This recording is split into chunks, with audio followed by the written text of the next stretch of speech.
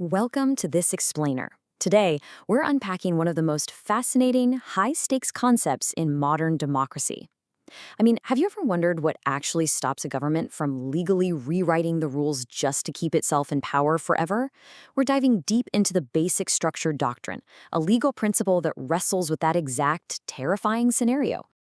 Okay, let's just jump right into this with a truly wild paradox. Can a democracy legally dismantle itself?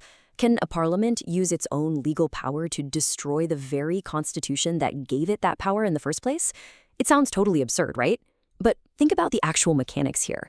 If a constitution allows for amendments, well, what's the mathematical limit to that power? If elected officials can change the rules, can they just change all the rules? Could they legally vote to end a free republic? To figure that out, we have to look at the massive tug-of-war at the very heart of democratic government. Which brings us to Section 1, the ultimate constitutional paradox. So right here is that core tension brilliantly illustrated. On one side, you have parliamentary sovereignty. In the context of India, this is rooted in Article 368, which basically says elected representatives have the power to amend the Constitution. And that's an undeniable democratic mandate, right? The people voted for them. But pulling in the exact opposite direction, you have constitutional supremacy. This is the idea that a nation has a foundational identity, a core DNA, if you will, that just has to remain untouched.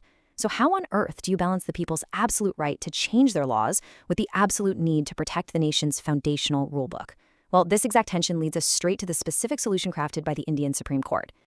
Let's move to Section 2, defining the basic structure. So what actually is the Basic Structure Doctrine? It's a judicial principle establishing that while Parliament can absolutely amend the Constitution, it cannot abrogate or destroy its fundamental identity. Basically, Parliament was granted the power to amend rights and update the document for modern times, sure, but they weren't given the power to completely rewrite or destroy the Constitution's core identity. Think of it like this. You can absolutely remodel your house, change the paint, maybe add a room, but you cannot take a sledgehammer to the foundation itself. Now, what's really wild about this is just how incredibly razor-thin this monumental decision actually was. Originating in the landmark 1973 case, Kesavananda Bharati versus State of Kerala, a mere 7-6 majority of a 13-judge bench changed constitutional history forever. Just think about that. By the slimmest of margins imaginable, the court decided that Parliament's amending power had implied unwritten limits. Literally, one single vote shifted the entire trajectory of a democracy. But you're probably wondering what actually makes up this basic structure. Well, the court didn't give us some rigid, exhaustive list. Instead, they identified these open-ended, illustrative elements. We're talking about massive foundational concepts here: the supremacy of the Constitution, the rule of law, the separation of powers, judicial review, federalism, secularism, and the sovereign democratic character of the republic. These features are considered so essential they are completely beyond the reach of the amending pen.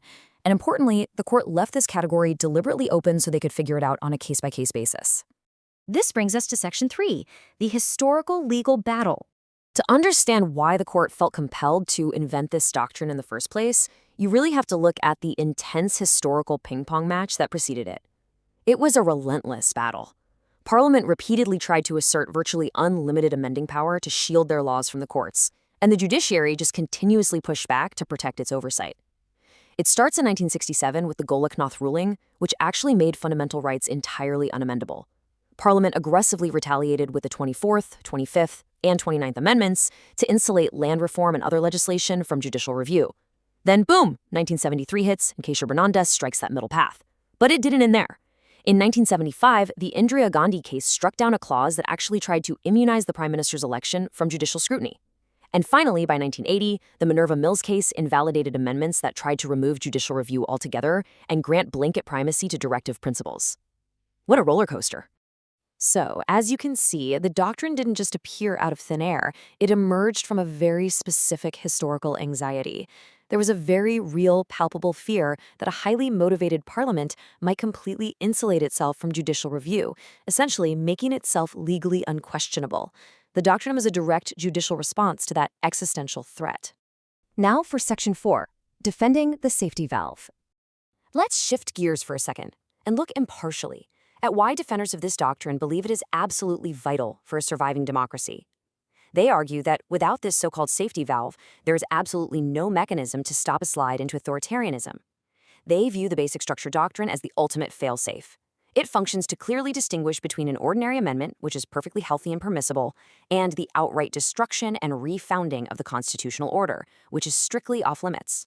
This sequence highlights the absolute nightmare scenario defenders are trying to prevent: majoritarian capture. Imagine step 1, a highly motivated parliamentary majority captures the amending process. Step 2, because they have the sheer numbers, they pass formally valid amendments. Every single legal box is checked, dotted I's and crossed T's. But then, step 3, those legal amendments are used to systematically, legally dismantle judicial review, federalism, and even free elections themselves.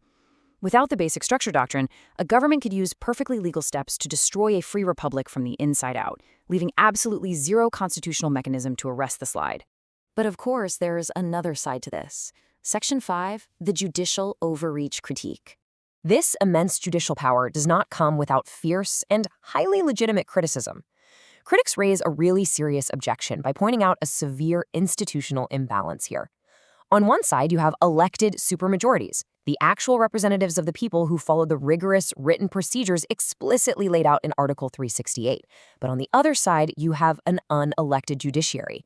Critics argue that allowing judges to simply veto amendments passed by the requisite supermajority of the people's representatives completely inverts the democratic process. It effectively places the courts above the amending power rather than just interpreting it. Furthermore, opponents argue this creates massive unpredictability. And they have a point. The term basic structure was never actually defined by the original Constituent Assembly. And because the court declined to exhaustively fix the list of what is basic and what isn't, its precise contours really only become known after years of incredibly costly litigation.